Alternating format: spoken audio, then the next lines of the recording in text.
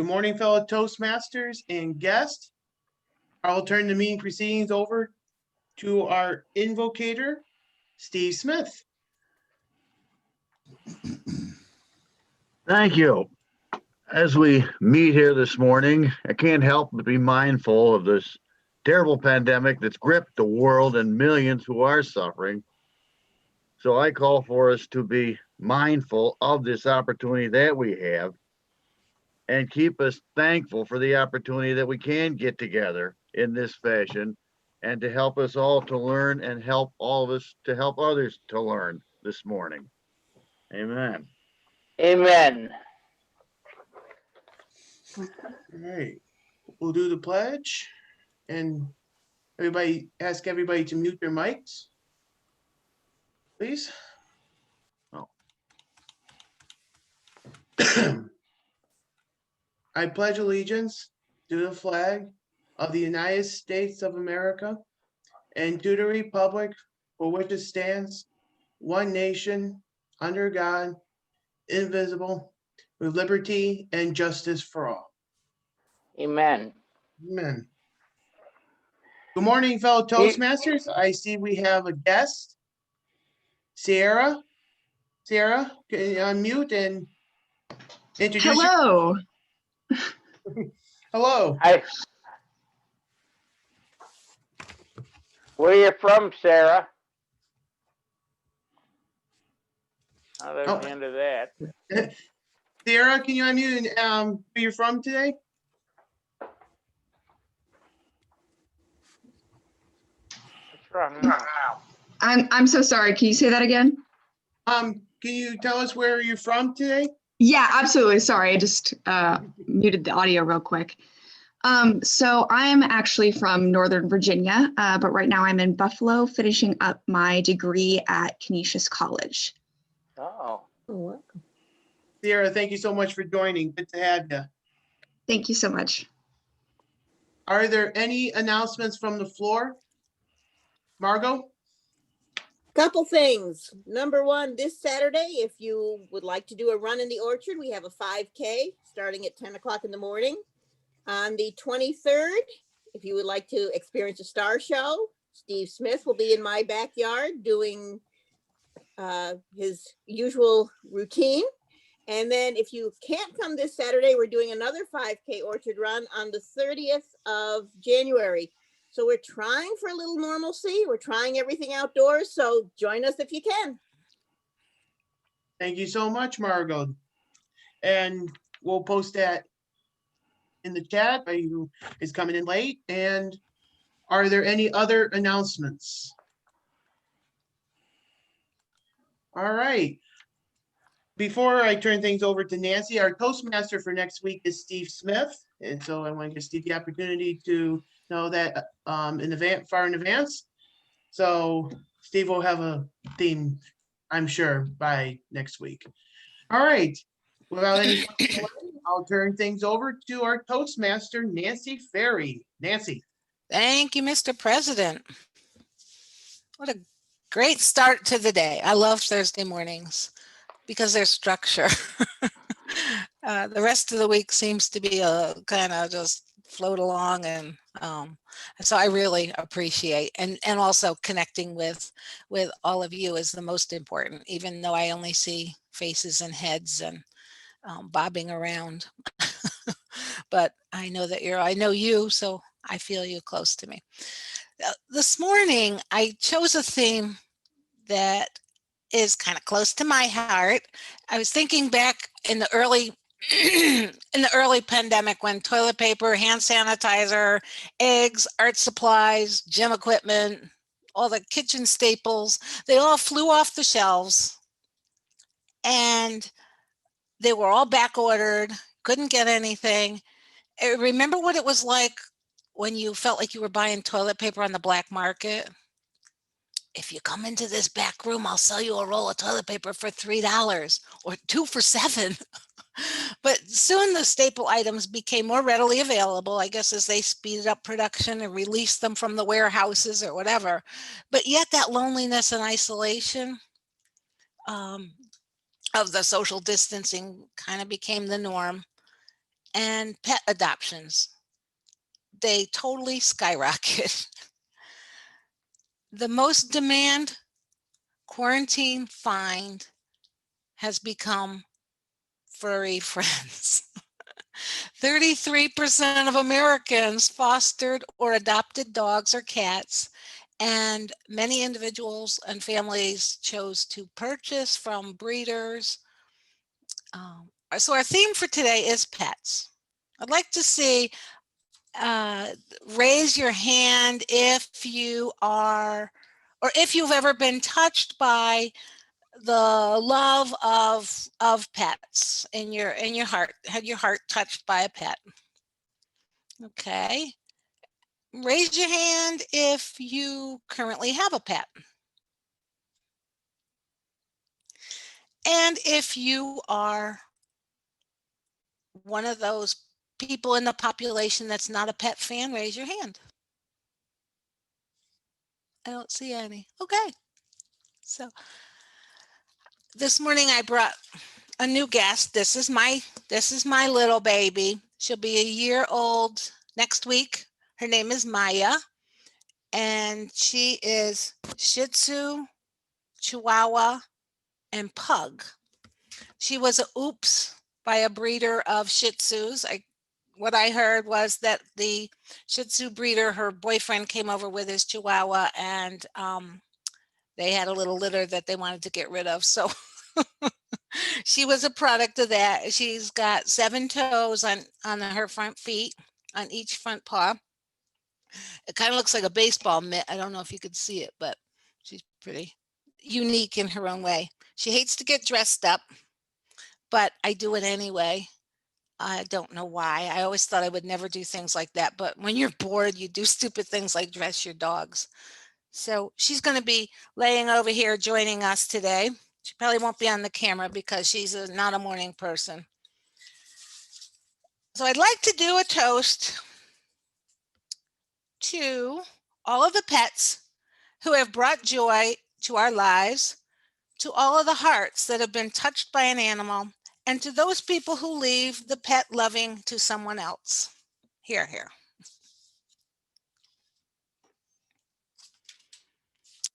We already introduced our guest, or she introduced herself. Welcome, Sierra. Glad that you're here this morning. Would like to ask, I'm going to ask Larry McKenzie if you would include Master in with your role as grammarian for Tom. I would love to. I'm glad that you would love to do that. I appreciate that so much. That leaves a few people for table topics.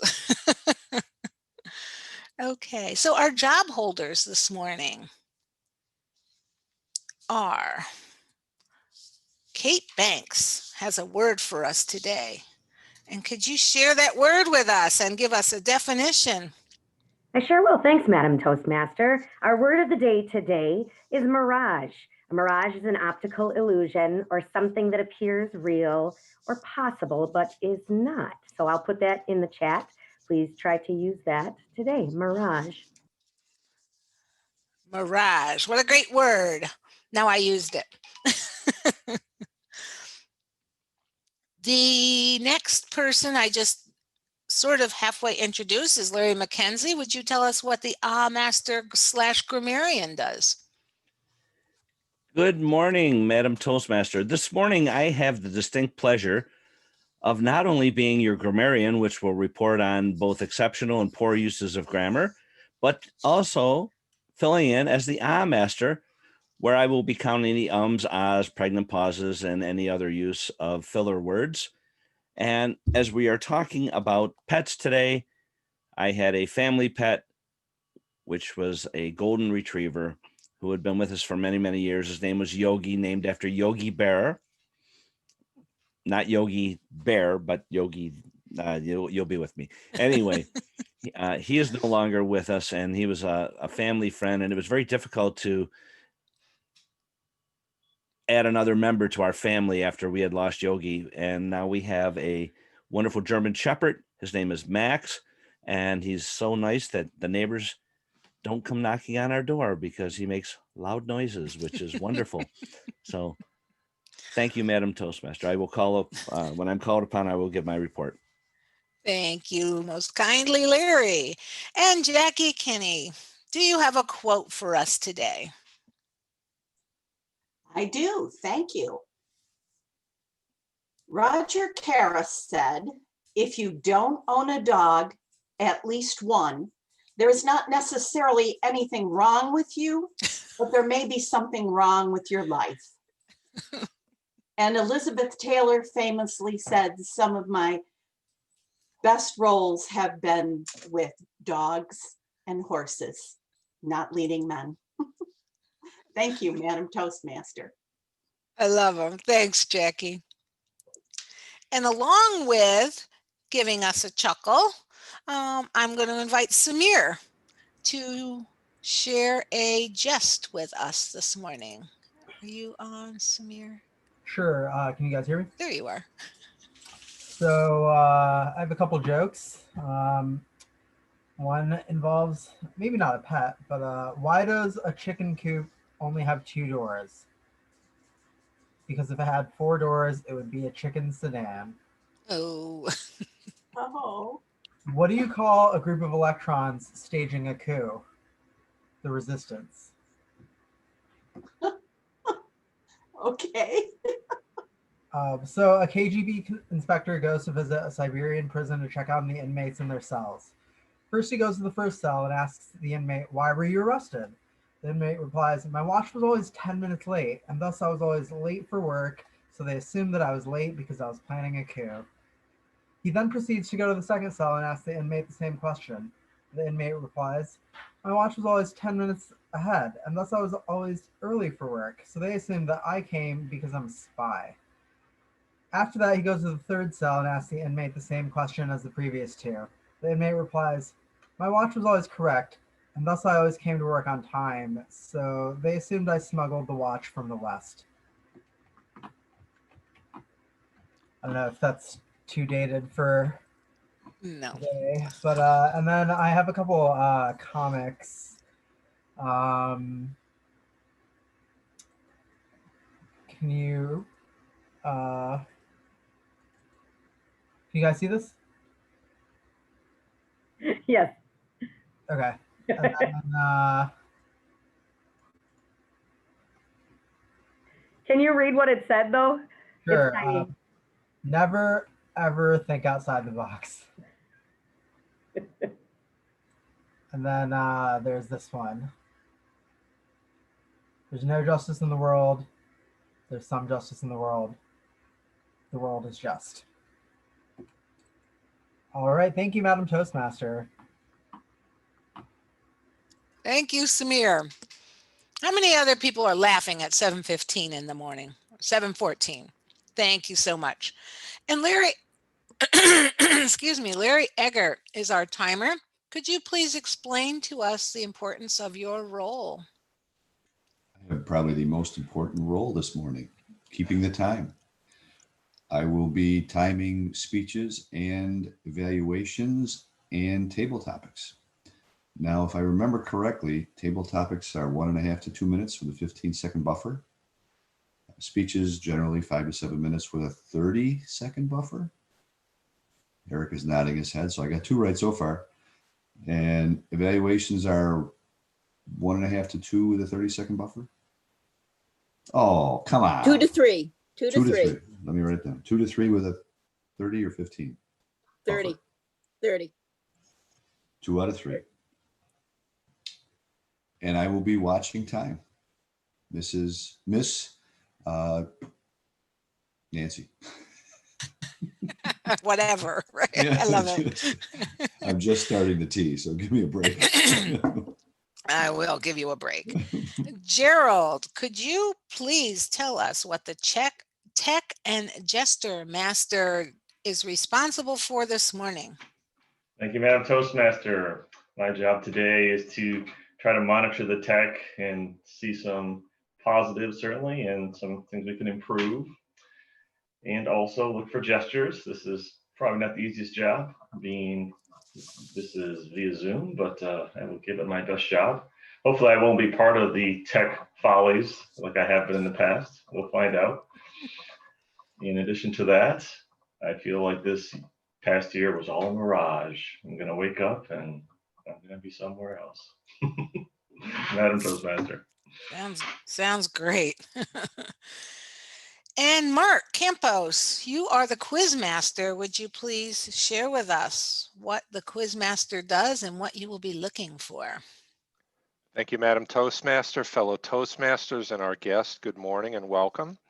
Before I get into that, as awful as the pandemic has been, I think our pets are probably ecstatic about it because of how many of us have been working at home. And to that end, I'd just like to share a couple of pictures that my wife took. Whoop. Wrong button, screen share button. So she's working at home and she moved our dog's bed into her office. We have a chocolate lab named Layla. And here are a couple of pictures of Layla looking extremely stressed. And this is photographic evidence that nobody has a better life than Layla. Now, fellow Toastmasters, my job today as Quizmaster is to test your listening skills by formulating a list of questions, and at the end, I will be quizzing you to see how well you have been paying attention. Madam Toastmaster. Thank you, Mark. And Margot, you will be the general evaluator today. Would you That's share with correct. us? Thank you. Good morning, everyone. And if I appear to be a mirage, it's just cats going in the screen. One of my cats, Lewis, has decided he will not eat unless I walk him over to the food bowl. So he may cross in front and I'll have to walk him over.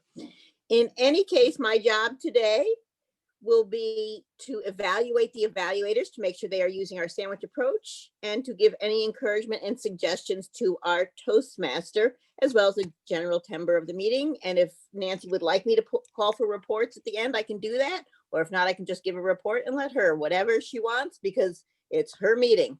Thank you, Nancy. I think I will ask you to call for reports, if that's okay with you. Appreciate it. You got it. All right. And let's move to the impromptu part of our meeting. And I will introduce the table topic master, Jen Czapla. Would you explain what table topics are and then take it from there? Absolutely. Thank you, Nancy. Today, for table topics, I'm going to be giving out questions. So I will call on a participant and I will ask them to tell me ahead of time whether they have ever been a pet owner, are currently a pet owner, or have never owned a pet. So you'll fall into one of those three categories. You'll have to tell me which category you're in, and then you will get to answer a question, and it will most likely be pet related or some sort of offshoot of that, because pets are wonderful. And Nancy picked this glorious topic, I think, just because she wanted to see photographs of all of our pets. So I'm going to share with you my very favorite pet that I've ever had. This was my dog, Pedro. We spent 12 years together and he got me through a lot of incredible times. And hopefully I can share more stories about him with you in the future, but he passed away last year, sadly. Now, our very first table topics participants also must use the word of the day. So do not forget to use the word mirage during your table topic and also watch your time. Our very first participant today will be, who will it be? Drum roll. Can I get a drum roll? Jill. Jill, you'll have to tell me before I give you your question whether you currently have ever. Hang on. Repeat it because we did a muting thing here. That's okay. You'll have to start again. Tell me before I give you your question whether you currently own a pet, have ever owned a pet, or never. I have owned numerous pets. Okay. Well, then tell me, Jill, what is the best pet you've ever had and why?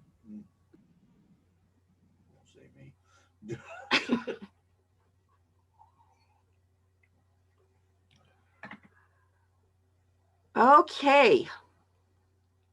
What is the best pet I've ever had and why?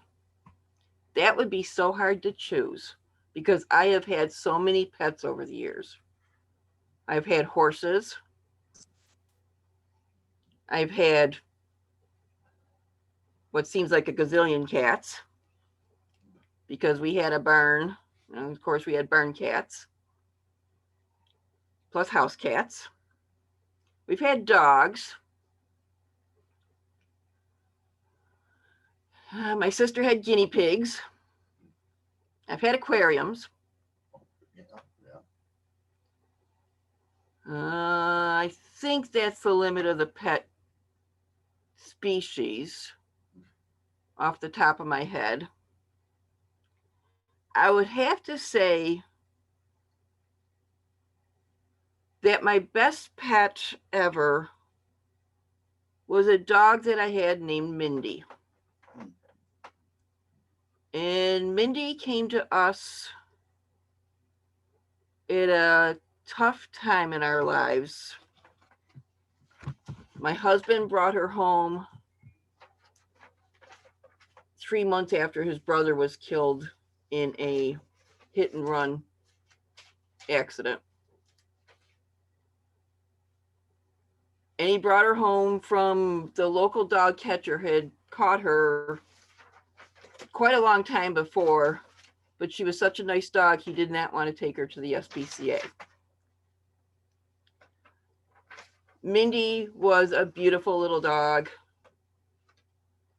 She was playful.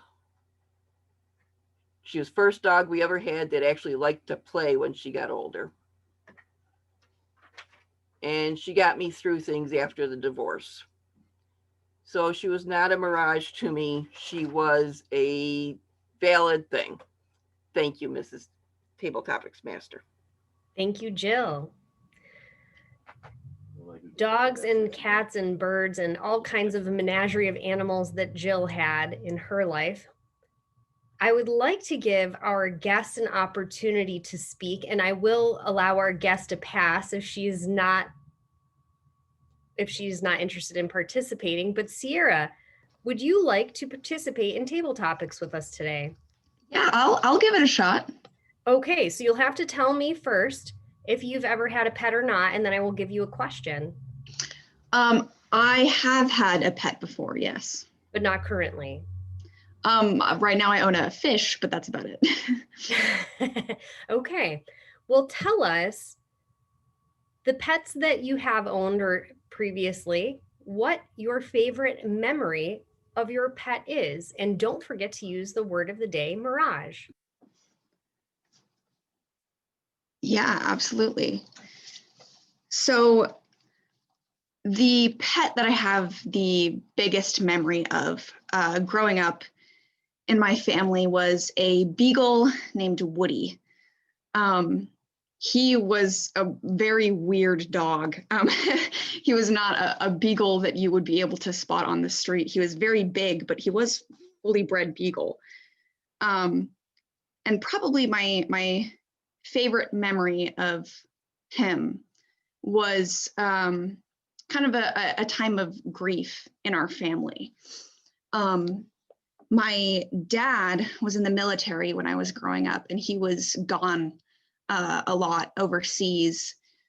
And my mom was raising me and my sister basically all on her own with two dogs as well, two very hyperactive dogs. One day, me and my sister were walking home from the park and tried to come in the back gate, and our other dog, a lab named Tank, he bit my sister. And he wasn't a bad dog. He just did not have the energy given to him that he deserved.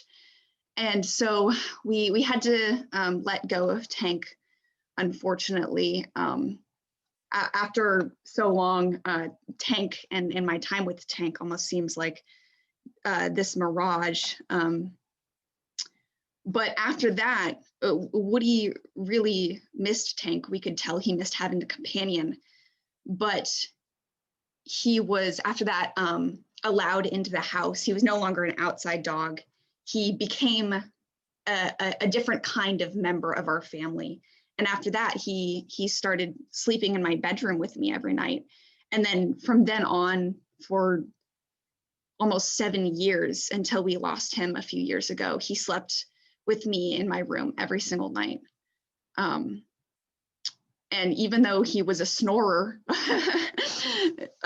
he was such a good dog in that way. And I had a very special bond and connection with him because of it. Thank you for sharing with us, Sierra. Absolutely. Thank you so much. All right. And pets coming into our lives and changing them, that certainly happens. Moklis, I'm going to call on you as our final participant. So you'll have to tell me first whether or not you have a pet or have ever had a pet. Yeah, I had goldfish for most of the time for many years. But goldfish don't count? Fish don't count? Fish don't, I'm asking if they count or they don't count. Well, let me tell you this. I'm not sure. I'll give you The smart ones can.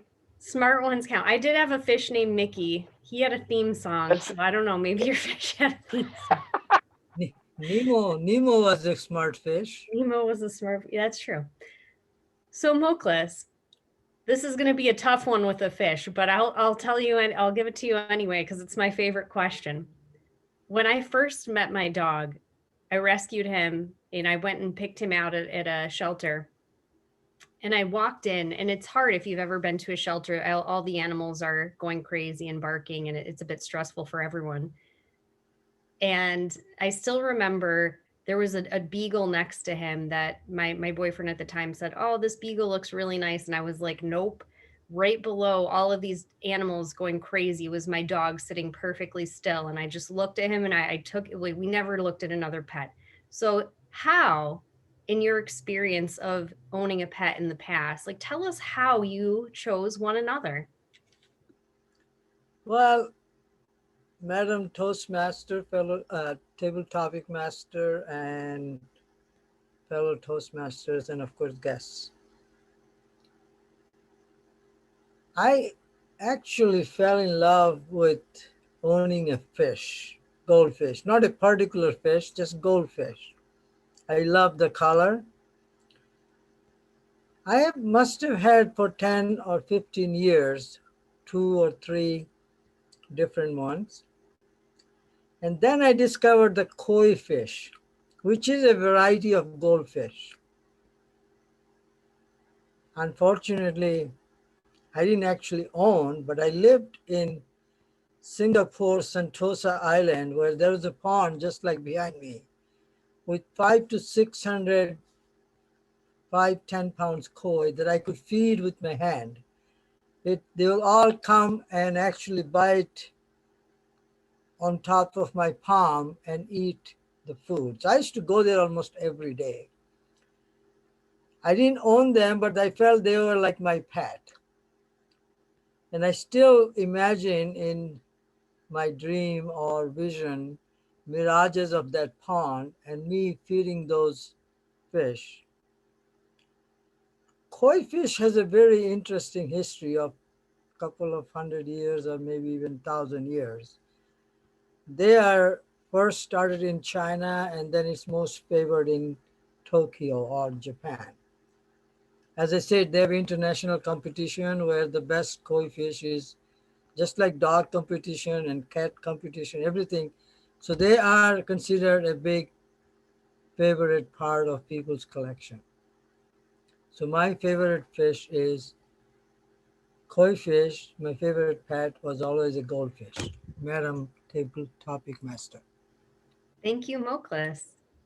All right, can we get a Word Masters report, Kate? Absolutely. All 3 of our table topics contestants used the word. Thank you. Excellent. And Larry, can we get a timer's report? Yes, you can. Jill came in at 2 minutes, 9 seconds. Sierra was at 2:24 and Moklis was 1:57. So if I'm reading it correctly, Sierra did not qualify, but Moklis and Jill did. Okay. And I think because Sierra, it is her first time with us, we should give her a pass today. However, Sierra, if you join us in the future, no pass. You'll have to stick strictly to our timing conventions. Yes, ma'am. All right. 224 does qualify. There's a 30-second buffer. It's 15 for table topics, Len. So we can go ahead and vote for Jill, Sierra, or Moklis. And I will turn it back over to our Toastmaster, Nancy. Thank you very much. Great topic. So who are these people that are getting pets during this pandemic? The rate is highest with the millenniums. They adopted or bought or acquired 50% of the pets. Well, not of the pets, but of the pet buying. And then Generation X was about 33%. And then the baby boomers were 25%. I think the baby boomers have had pets so much in their lives, they really think a little harder about it, but I didn't, being a baby boomer. So why has this been so important to have pets during this time of isolation? The CDC put out a report and it said along with just enjoying them, there are also some health benefits to owning a pet. Your blood pressure can be lowered, your cholesterol levels, decreased level of triglycerides and type of fat, type of fat in your body, reduced feelings of loneliness, increased opportunities for exercise and outdoor activities because people, especially if you have a dog or a horse or not a fish, but something that needs to go out and take a walk. Moklis, please don't walk your fish. Anyway, it improves the blood circulation and opportunities for social connection. It's amazing what a pet can do. And Margot, introduce your baby there. She needs an introduction. Yes, this is Skipper, one of my 4. This is where she spends 9 of her day on my desk. But I keep telling her she's a better door than window, especially when she sits in front of the computer, but she will not leave me alone. And the other 2, I've got 2 more on the floor here begging for treats. I've given them each one and they want more, but Skipper has Lewis and her brother Slinky with her today. There we go. That's a better head view. Before we had the other end. Little tail view. All right. Now we move into the speaking portion, the prepared speech proportion of our meeting. And I would like to introduce the evaluator first for speaker number 1, and that will be Len Thornton. Will you please tell us what David Jones will be speaking about? Toastmaster, certainly. This morning, David will be speaking a 5 to 7 minute speech from the Pathways, Engaging Humor. The purpose of this project is to practice the skills needed to connect with an unfamiliar audience. His goals are to develop this speech that is unfamiliar to the majority of the audience. Because he delivers it in a club, he's familiar with most members' preferences and personalities. He has selected a topic that is unfamiliar to the club members and will allow him to practice adapting as he presents. As he speaks, he will attempt to monitor the audience's reaction to the topic and adapt as necessary to maintain engagement, particularly challenging over this mirage we call Zoom. I know you have the title, Madam Toastmaster. I do indeed. The speech title of David's, hold on a second. Okay, sorry. Work calls. The title of David Jones's speech is Camp Yay. Hiking and camping along the Appalachian trails are something that David has experienced and would like to share with us. Take it away, David. Thank you, Madam Toastmaster. Greeting fellow Toastmasters and guests. I grew up in Miami and the Florida Keys. Most of the time I was either out in a boat or sitting on a beach. I never really thought about camping, mostly because 12 months out of the year it's between 80 and 100 degrees down there, not ideal camping weather. And whenever I would think about camping, I'd think that's why they make hotels.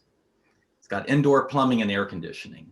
The thought of sleeping in a piece of plastic, triangular shaped on the ground with bugs and animals all around was not appealing to me. Well, in 2015, I ended up moving to Charlotte, North Carolina. There was no more boats, no more beaches. But I did get into hiking and rock climbing. I have a tribe of friends and we do activities like that all the time. And eventually they wanted to get into camping. And I guess I've matured over the years, so I said, I'll give it a shot. And we went up to the Appalachian mountain ridge along the North Carolina-Tennessee border.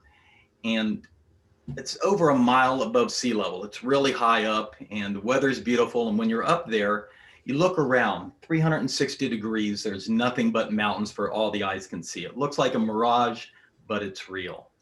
When I first got up there, I fell in love with it. It was something that I knew I was destined to do, even though I had never done it before.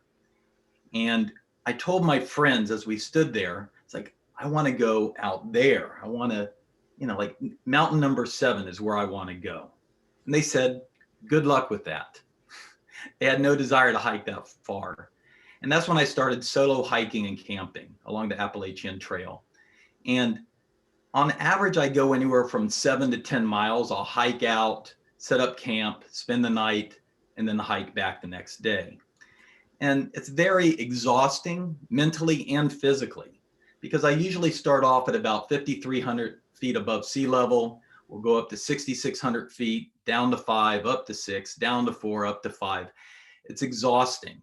There's no escalators out on the mountains. It's all dirt and road or rocks. And to throw into a little of the excitement, I have a 42-pound backpack on.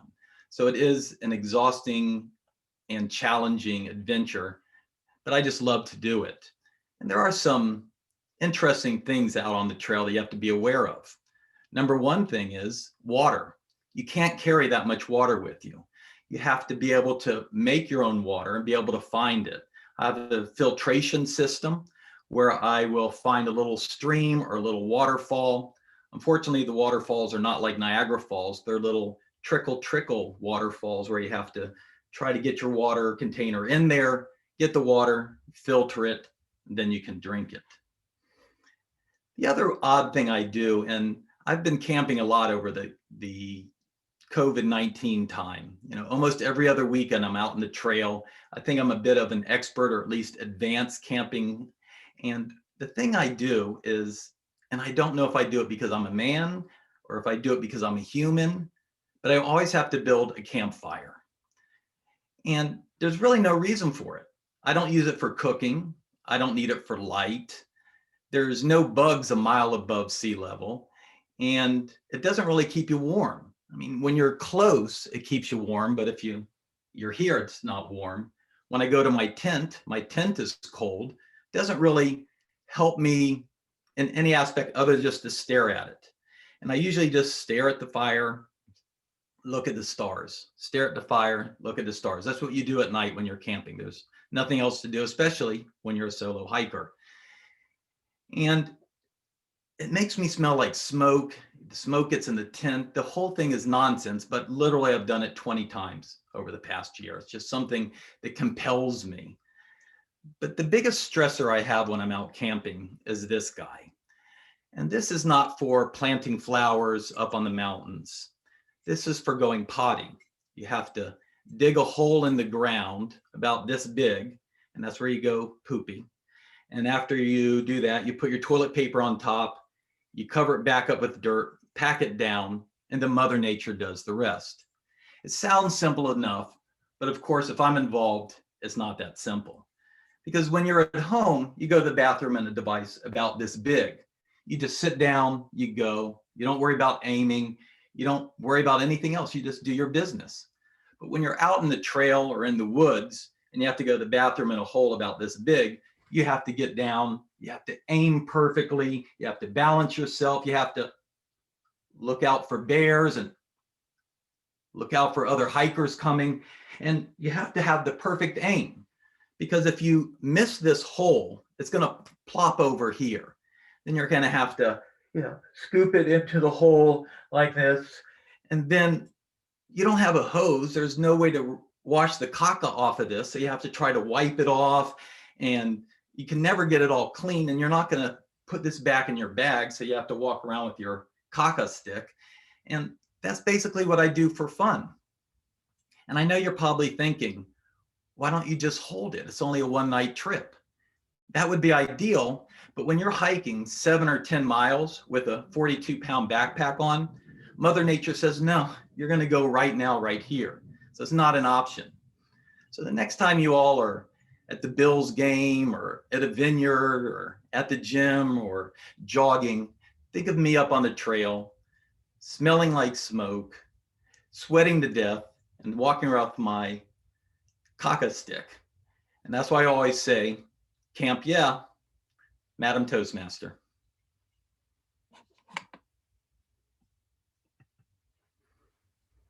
Thank you, David.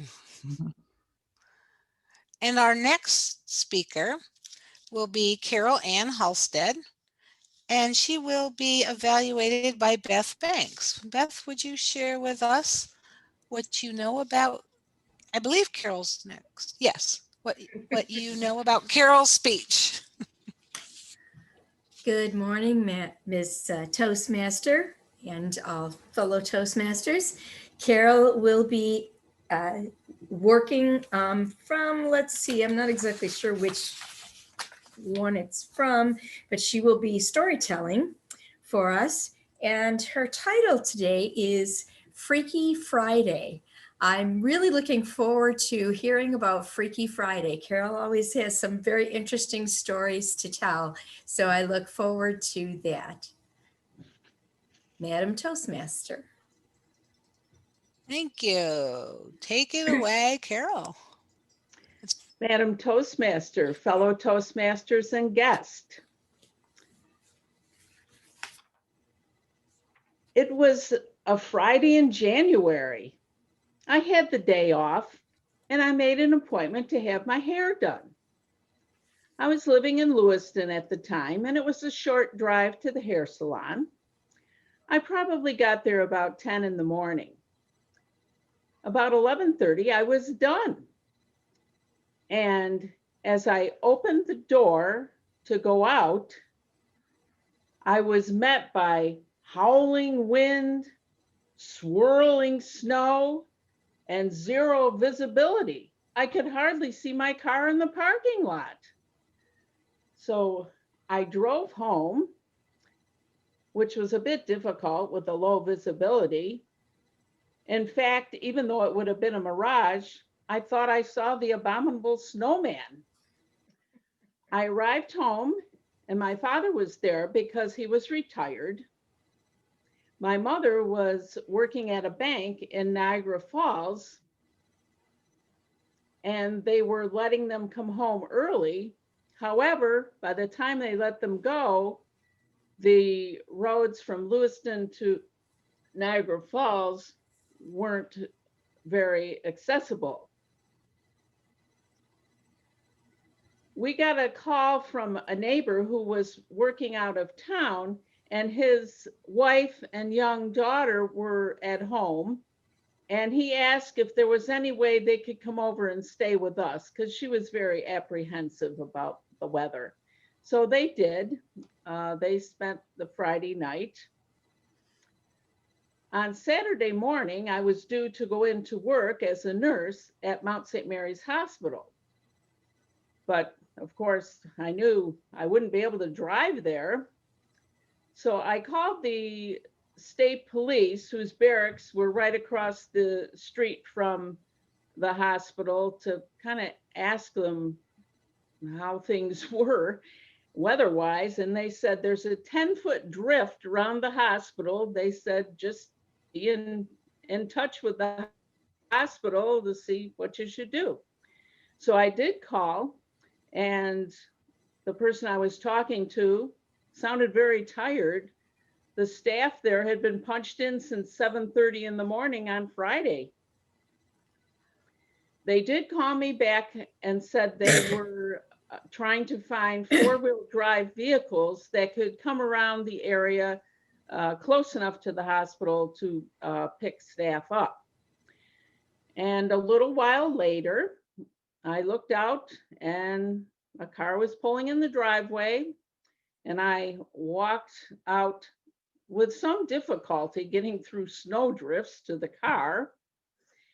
And when I opened the door, I saw the personnel director in the back seat. Staff from the hospital was accompanying the four-wheel drive vehicles, so that when we got in, we knew that they were definitely headed for the hospital. That day, on the Saturday, those of us who arrived ended up working till the end of the second shift at 11:30. Our census was high, which meant there weren't many empty beds. And we finally decided to find a place to sleep. We had some pillows and blankets with us, and we ended up on the 7th floor in front of the chapel and slept on the floor there. It wouldn't have been too bad if I could have slept on my back. But remember, I just got my hair done. My hair was long at the time. I got an updo, which meant there were many bobby pins in the back of my hair and not very comfortable to sleep on. So I turned side to side. My hips got a little tired. And the next day, I can't remember how many hours we worked on the Sunday, but I do remember that in the evening, going into some of the patient rooms, the TV was on, and the miniseries Roots was airing at the time. On Sunday, I heard, or on Monday around noon, I heard that somebody was going to be able to drive to Lewiston at the end of the shift. So I quickly approached them and asked, do you have, by any chance, room in your car for me? And she said there was. And so I did get home on Monday late afternoon. I know my husband, or fiance at the time, he was punched in for about 30 hours. He worked for the street department of Lockport at the time.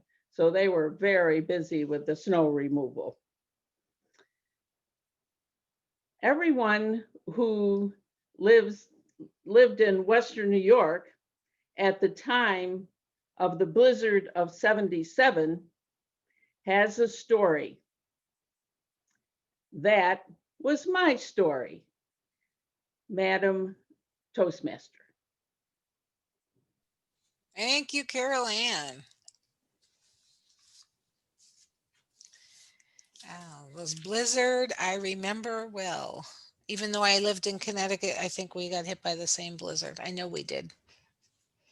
Our third speaker today is Sylvia Baptiste. And thank you, Sylvia, for stepping up as the alternate speaker.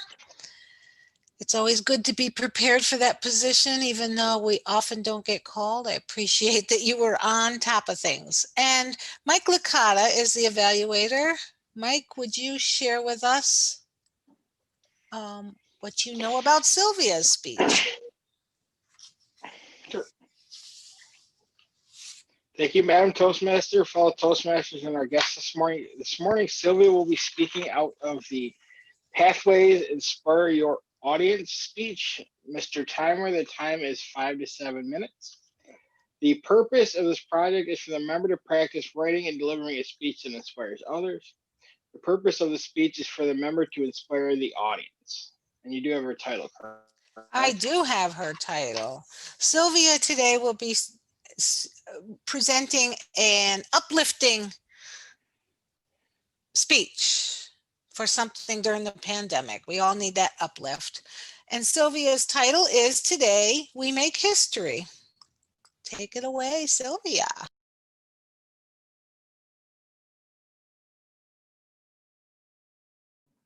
Sorry, didn't take myself off mute. Good morning, AM Lockport. Today we are going to make history. I am so excited to tell you all about it. So if I ramble a little fast, it is because I am really excited. And it's not a mirage. This is going to happen, believe it or not. Yes, we are making history today at 3 o'clock. Margot, 3 o'clock, remember that. So, like I said, I'm going to talk quite fast, talk with my hands. I'm very excited to tell you all about it. So here it goes. Church bells are going to be ringing. Cars and trucks, horns are going to be honking. People are going to be out in the streets dancing, in the parks. I know Jennifer's looking at me strange. Out in the parks, we're going to the restaurants and bars, and we're going to be celebrating.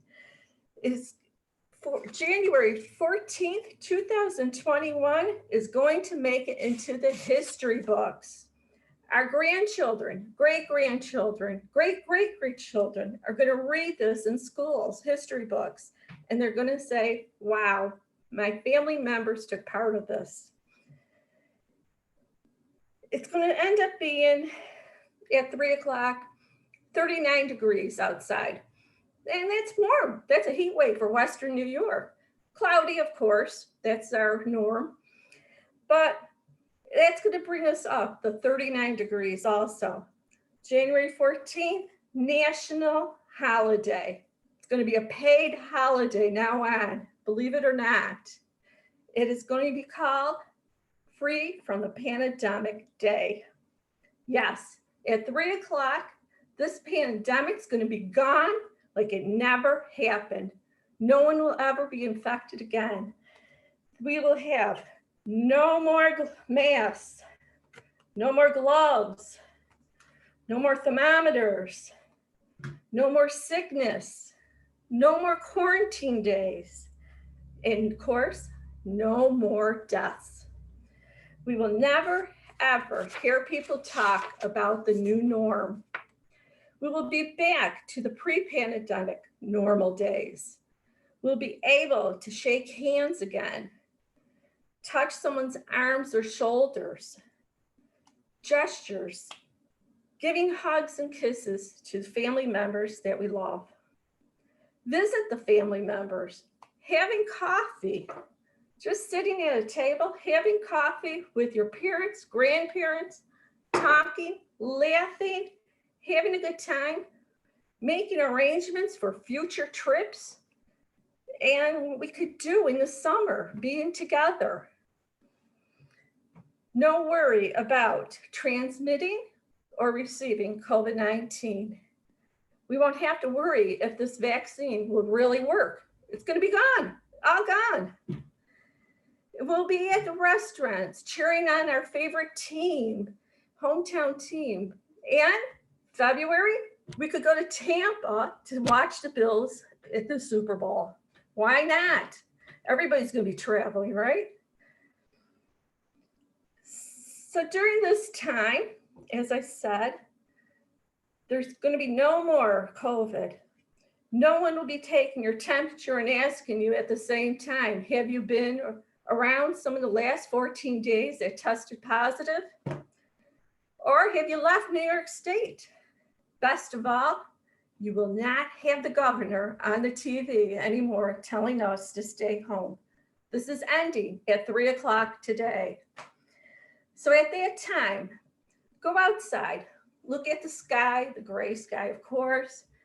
Take a big breath in, exhale it slowly, close your eyes, and tell yourself, I have made it through this.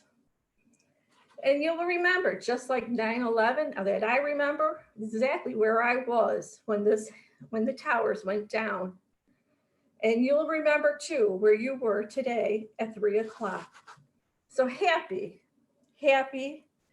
free pandemic day, everyone. Thank you, Sylvia. 3 great speeches. David, this was your first speech, David, and Carol Ann and Sylvia are more veterans. Like to call on Larry for a timers report. How did our speakers do with keeping within the boundaries? Madam Toastmaster, I'm happy to report that all 3 speakers qualified. David Jones was at 6 minutes, 12 seconds. Carol Ann Hallstatt, 6 minutes, 12 seconds. And Sylvia Baptiste at 4 minutes and 45 seconds. Madam Toastmaster.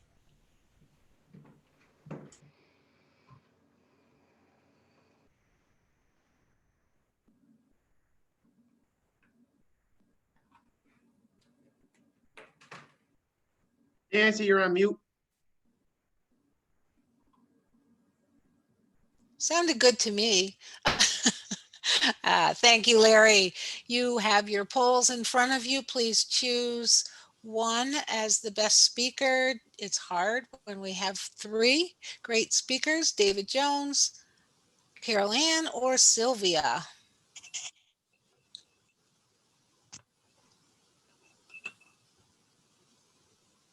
Okay. So we talked a little bit about our furry friends, and Muklas introduced us to his fish and his experience with fish. They say that typically people appreciate, oh, there's a dog. Sylvia's got a dog picture. Yay. Anybody else have a picture want to share? I love seeing other people's pets. One reason why people like the furry pets more, it seems that the exotic kind of pets, the fish, oh, isn't that a baby, don't seem to connect emotionally as easily. People don't seem to connect emotionally as easily to fish or snakes or lizard, that kind of thing. That's not always the case, but it's kind of a tendency in our culture to like the furry better than the scaly or the slithery. I'm not a slithery fan, but and also they've found that aquariums can really help calm people. I know when I have a dentist office that has this humongous aquarium. And when I go in early and I just focus on the aquarium. I calm myself. I put myself in that meditative state as suggested by Steve this morning. It's just kind of that mindfulness. Here I am. This is all, these fish are just swimming around. I'm going to go in the dentist and I'm going to come out in one piece. I'll be okay. And it really helps me. It also helps with Alzheimer's. I hope that's not the connection. But Alzheimer's patients have been reported to actually be calmer and a little bit more cognitive ability after spending 30 minutes in front of an aquarium tank. And also, people with Alzheimer's tend to have a hard time eating, remembering to eat or wanting to eat. And sometimes their eating increases 21%. Or they eat 21% more food if they have been with an aquarium. And I will not get myself an aquarium because I do not want to increase my food consumption by 21% at this time in my life. So I will ask now for the evaluators. Our first evaluator evaluating David Jones is Len Thornton. Len, would you please share with us your evaluation of Dave's speech? Thank you, Madam Toastmaster. David Jones spoke this morning. His theme was humor. That was the gist of his pathway speech. The first thing I noticed is he was standing up. I'm going to try that, if I can get my camera angle correct here. Hey, all right. It gives you so much more presence when you can use your arms and you can really get more of your body than just your head in the shot there. So that was very important to me. I've been encouraging that all along. Also, he took time to have a good background. It was a brick wall and the lighting was right. You could see him clearly. Those things should be absolutely essential for anybody speaking.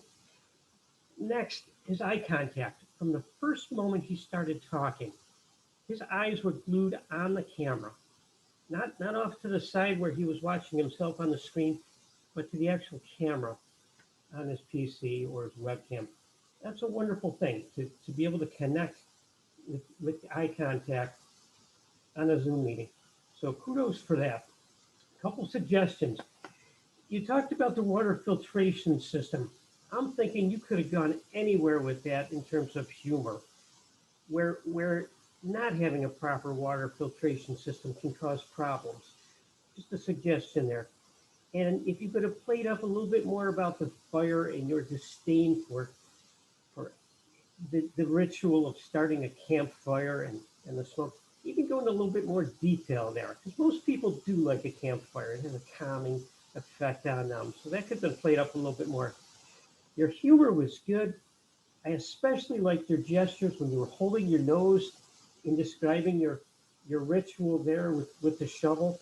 And also when you turned your head looking for bears. That was priceless. Absolutely fantastic. So your gestures were spot on. Your summary was excellent. You pulled it all in together, painting a picture for us as you left, describing your smell of smoke and all that you went through. Wonderful, wonderful job.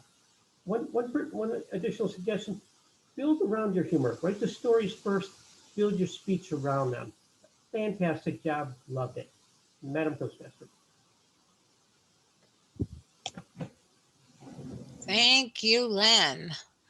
Our second evaluator, I believe, is Beth Banks, evaluating Carol Ann Halstead. Please share with us, Beth. Thank you very much, Madam Toastmaster. One of the things that I believe Carol really excelled at was drawing us in with that title. She made us interested. Freaky Friday, what could that be? I definitely understood once she got started. One of the things that I really like was her use of vocabulary. Her words were very good.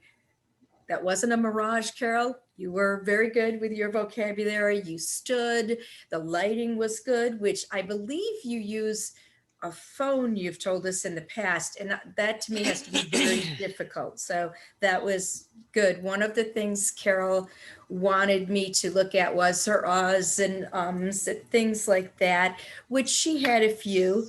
The beginning of the speech, I couldn't hear any, so that was excellent. It was towards the middle that you did increase your uhs and ahs, but I do have to tell you, I saw a Justin Timberlake interview yesterday. He has you beat with the uhs and the ahs. Apparently he's very good at the use of words when he's singing because he knows the words, but if he's just answering questions, wow, he outdid you by far, which was surprising to me that this person who's supposed to be a famous person did that. One of the things I would like to suggest is when you began talking about nursing and you were going to be going into the hospital to work, it might have made it more interesting if you could have shown some nursing tools or a nursing outfit, something like that that would have made it a little bit more interesting. To challenge yourself, I would say increase the gestures. You did some, but increasing that would probably be very good. You definitely struck a chord with many of us talking about the blizzard. We've heard talks about the blizzard before, but I have to agree, it really was a Freaky Friday.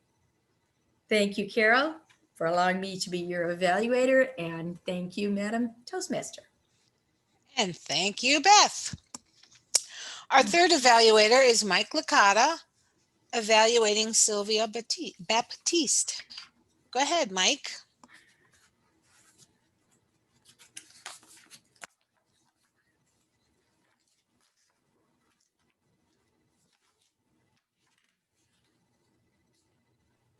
Mike, you need to unmute. Thank you, Madam. Yep. Thank you, Madam Toastmaster, fellow Toastmasters, our guests, and especially so this morning. So I think when you're trying to do an inspirational standing up, I think not enough of us are in. You did a great job of announcing your presence, making it felt. Your enthusiasm came through the screen, through your ability to stand up, and I hope one day soon you're right and we will be able to enjoy each other's company in person again without having to be 6 feet apart. It's very hard, I find, to do inspirational speeches on camera. I think that there's usually two extremes that we can do as Toastmasters when it comes to far off and kind of be zany and be off the wall with props and physical movement, or you can, depending on the type of inspiration you want to do, you could go with the serious, more like traditional behind the desk, reading off a speech, and go and try to inspire through maybe fear or find other ways to inspire through a more serious tone. And I think that's definitely a way you could have gone, but I enjoy the enthusiasm. The other thing that I would work on too is when you have notes and you're trying to stand up, one of the things you could do is try to put your notes below the camera, just below your camera lens. That's essentially how teleprompters work when it comes to newscasters reading the news and through like other broadcasts. And I think it's important because that's the other thing, other more distracting part of your speech was you went to go read your notes, but you could tell they were off to the side. So just try to encourage you putting your notes right underneath the camera lens. And that's kind of a suggestion to all of our Toastmasters is just when you're speaking to a camera, make sure that the notes are right below your camera line so it looks like you're still speaking to the audience instead of just reading off notes. But overall, I think you did a great job. It's never easy to try to inspire your audience through camera, but you did a great job. Everything your enthusiasm for hopefully our immediate future came through. And I just want to give you a lot of credit for that. Madam Toastmaster. Thank you, Michael. And now I would like to ask Larry for a timer's report for our evaluators. Thank you again, Madam Toastmaster. All our evaluators qualified. Len Thornton at 2 minutes, 30 seconds. Beth Banks, 2 minutes, 22 seconds. And Mike Licata, 3 minutes and 5 seconds. So again, all of our evaluators qualified. Madam Toastmaster. Great, thank you. And you received your poll here. Please indicate one of the evaluators for a best evaluator. Okay. Gotta get it off my screen. There we go. Some people insist on buying masks for their pets. I have not seen this. However, there's a New York-based company for pet masks that has rocketed 500% during the pandemic. I'm guessing the 500% is because they had 0 or 1% before the pandemic. But anyway, it's not recommended by the American Veterinary Medical Association or the Center of Disease Control and Prevention because it does create distress for the pets, and it also makes it difficult for them to breathe. And the risk of dogs or cats spreading COVID is very, very, very low. And the risk for fish doing it is, I believe, 0. Just a guess. That's not a CDC recommendation. I'm going to turn it over to our general evaluator, Margot Sue. Would you please share with us the reports? I'd be happy to, Nancy. Thank you very much. First of all, kudos to you for organizing a great meeting. You kept us on track. You kept track of our time, which is always wonderful. You had introductions. I appreciate all you did to pull this together. I loved how you just merged 2 jobs into one for Larry because we were missing somebody. It was an easy way to handle it. I appreciate the jobs all 3 evaluators did. Everybody did the sandwich approach, but with 3 completely different styles. Len had his positives, and then he gave the areas for Dave to improve, didn't give examples of how to do it, but showed him some areas that he could, and he sort of snuck what to do at the very end after his other positives about writing the story first. Beth talked about some specifics that she liked and gave some specific suggestions about where to improve. And I loved how you said, challenge yourself too. Instead of this is what we need to do, challenge yourself. I thought that was a great way to put it. And then Mike turned his evaluation into a teaching tool for all of us because Sylvia's a little more experienced. She had some great things to present. So he was pointing out what he liked about her speech, then what we could all learn to do, especially in this format, and then conclude with positives. So kudos to all 3. With that, I'm going to go right into our reports. And so leaving word master for last because everybody has to sneak the word mirage in one more time. I'm going to ask Larry for the master and the grammarian report. And I was tempted to take notes today, Larry, but I was a good girl and didn't. Thank you, Madam General Evaluator. I would have loved if you would have taken notes today for a couple of reasons. As I was putting the polls together, I was also remembering, I've got to keep track of the Oz. And then I said, I have to keep track of the grammar. And then I remembered I had to do something else. And I was multitasking on only a half a cup of coffee. Here's my report. Today, we used a lot of filler words that were so's and ands for run-on sentences throughout the meeting. There were a few people that used Oz in a way that were more than, say, 5. And we don't like to call those people out, but we will say that there were 1, 2, 3, 4 people that used the word or so more than 5 times. A couple of the things that I did enjoy today, Jackie mentioned a quote from Elizabeth Taylor, since our topic today was pets. She said that some of her best roles, Elizabeth Taylor said, some of her best roles were with dogs and horses, but not with men. Made me think. Also, Dr. Gerald, this past year was a mirage. He started us all out with the beginning with the mirage, where our speakers also use the word mirage throughout their day. Jen said, glorious topic. I like that. Table topics. When we got to table topics, Jill was called upon to ask about her favorite pet. And in the background, I did hear Steve say, Jill, don't say it was me. So that was there. Sierra, special bond. Moklas, most favored. Nancy said, Moklas, don't take your fish for a walk. That would be interesting. David Jones said that there were no escalators on the mountains. And then he also let us know that this is where you go poopy and you could wash the caca off of your caca stick so that it doesn't smell in your backpack. That was interesting. Carol said, I thought I saw the abominable snowman. I'm hoping we don't see him this year because I would appreciate no snow. And your vocabulary was excellent at the very beginning of your speech going through.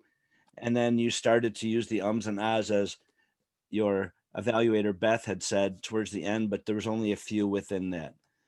Also, with Sylvia said it's going to end up being 39 degrees. I would have liked if you'd have said at 3 p.m. it will be 39 degrees. And Michael said that's kind of a way. I thought that it might be more appropriate if you said this is a way. Nitpick. All right, we will turn it back to our general evaluator today, and that will conclude my report as grammarian, master, and whatever else I forgot to do. Thank you, Larry. Gerald, how about our Tech Gesture Master report? Madam General Evaluator, I have a few improvements and mostly positives I'd like to point out. I love the fact that we're getting comfortable with the share screens. Samir with some comics, Mark with the dog pictures, Jen with Pedro. The backgrounds are looking good. A lot of Bill's backgrounds with Kate, Larry.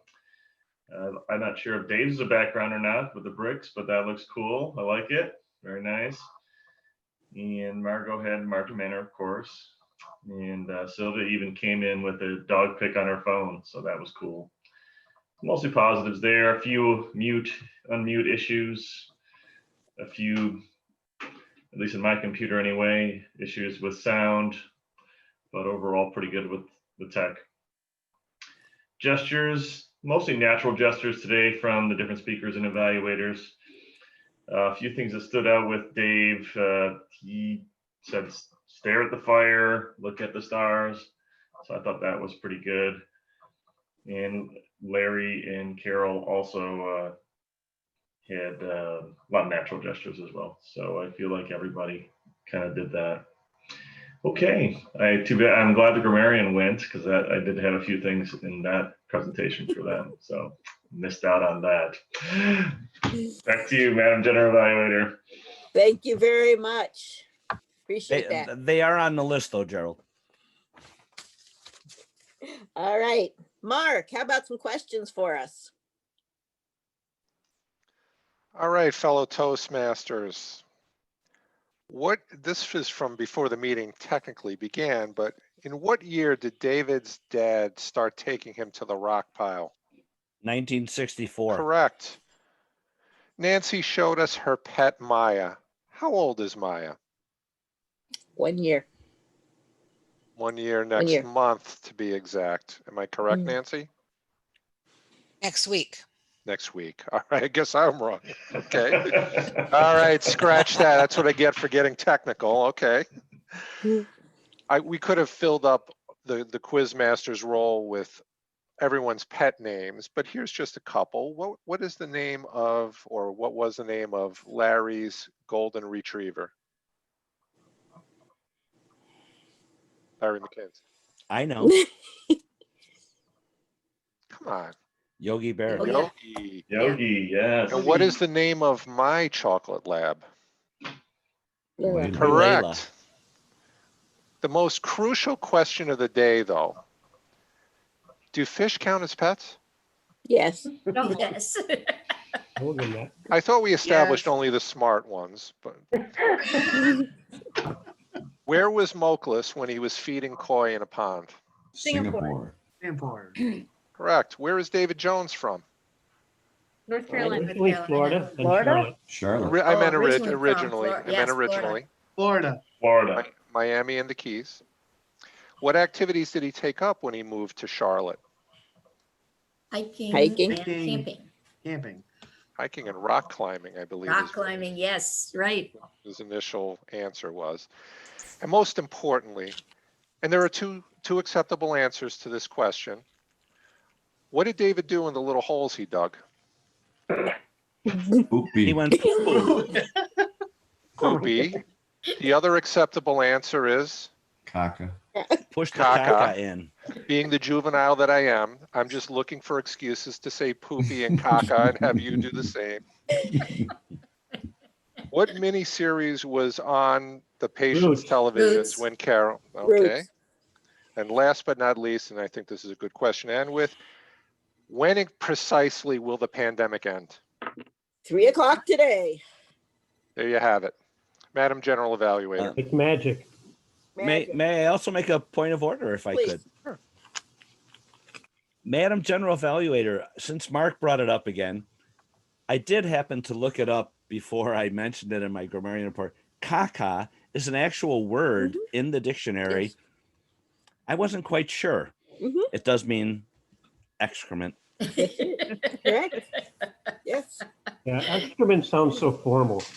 And it's fun to say too. I just wanted to say it one more time. There you go. Hey, we have to have our fun somewhere.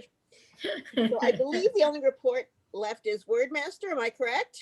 And I feel awfully hijacked. I think caca became another word of the day, and that was hardly the intent by David, I doubt. However, let's move back to mirage, which was well used. I know it didn't exactly fit the theme of pets, but I made a list of words that I loved in the past that I wanted to bring as a word of the day at some point. So thanks for letting me share. Since the beginning, I believe Nancy used it twice, Gerald once, Jen twice, and Len once. Our speakers, I love when you throw the word in because it's obviously impromptu into an already prepared speech. Great job, David and Carol Ann. Then after our speakers, Beth, Mom said it once, Margot said it twice, I believe. Larry is the winner at 3. And let's everyone say it. It's a beautiful word, isn't it? Mirage. Mirage. Thank you. Back to you, Madam General Evaluator. Thank you. I get an email every morning with a word of the day, and I have the ones I like, I put in a separate folder in my email labeled Toastmasters. So if you're ever looking for a word, look up word of the day and you'll get some very unusual words. With that concludes my report. So I will turn the meeting back over to our office of the day, our president, Eric, and you can go from there with any other announcements and our awards. Thank you very much, everyone. Thank you very much, Margot. And to David, there's a new trail now just open in New York State. So whenever you are in New York, when this is over, I heard it's from like Buffalo to Albany, if I'm not mistaken. Does anybody know? Well, I mean, it's across the state, the all the way whole down to state. New York City. Here he comes. All over the state. From There's Albany to Buffalo. There's 750 miles. Wow. Wow. Wow. Who's up for a hiking trip? All right, before I announce the winners, I would like to ask our guest, Sierra, how did she enjoy the meeting today? It was so lovely. Thank you so much for having me. Thank you so much for joining us, Sierra. It's good to have you. All right, on to our winners today. Our winners for Best Table Topics is Sierra. Congratulations to Sierra as our Best Table Topics winner. Our Best Evaluator today is Len Thornton. And our Best Speaker of the Day, David Jones. Congratulations to David. Before I go for any other announcements, I don't know if anyone saw it on the agenda today, but Tom Moran has tested positive for COVID, and we would like to keep him in our prayers for a speedy recovery. And thank you again to Sylvia for stepping up to take over as Speaker 3 today. So, but we like to keep Tom in our prayers at this time. Eric, I know he's not on our schedule, but I do have Tom's email if anybody wants it, just to send him a note. That way I don't have a snail mail address, but I do have the email if anybody wants it. Can you put it in the chat? I'm sorry that it wasn't on the schedule. I thought it was. He's on the schedule, but maybe I don't have his correct email. Thanks, Margot. Thank you, Margot. All right, are there any final announcements before I adjourn? Social hour is tonight. Social hour is tonight. And also we talked last week after the meeting about now that Toastmasters International is allowing speechathons again up until the end of June, we will be offering those during the social hour, the last Thursday of each month. So 2 weeks from today is January 28th. It's the last Thursday of the month. If you are interested in speaking, in evaluating, or being an MC for any of these, we'll do them 6 times, January through June, so you can make better progress on your paths. Maybe you have a longer speech you've been kicking around and waiting, a 20-minute speech, some of them are longer, or you're not on the schedule soon, or you are on the schedule, but you want to get your paths faster for yourself and for the club's positioning, so we can get our presidents distinguished as we always do. So that is 2 weeks from today, and it'll be the same. It'll take the place of the social hour. I got to turn my microphone off. Thank you, Margot, for putting in Tom's email into our chat. Back to you, Mr. President. Thank you very much. Mr. President, is David Jones still with us? Yes, he is. David, you're from the Florida Keys. And a long time ago, a gentleman, a very rich gentleman, ran that railroad down the Florida Keys and built the hotels. Do you know his name? Flagler. Flagler, maybe? Flagler. And David Jones, Flagler had a brother-in-law. Would you care to guess where his brother-in-law, William Rand Keenan, lived? Maybe Lockport? Maybe. That's right. There's always a Lockport connection, and don't you forget it. And Thomas, I want to see your socks. Thomas. He said in the chat he has socks with his cat on them. Let's see. Oh my God. All right. I missed that. Check the recording. Nancy. Yes. A long time ago, Lockport High used to be downtown. It used to be next to the Palace Theater. And my Uncle Vince tried to put a pet shop in one of the storefronts in the Palace Theater because he figured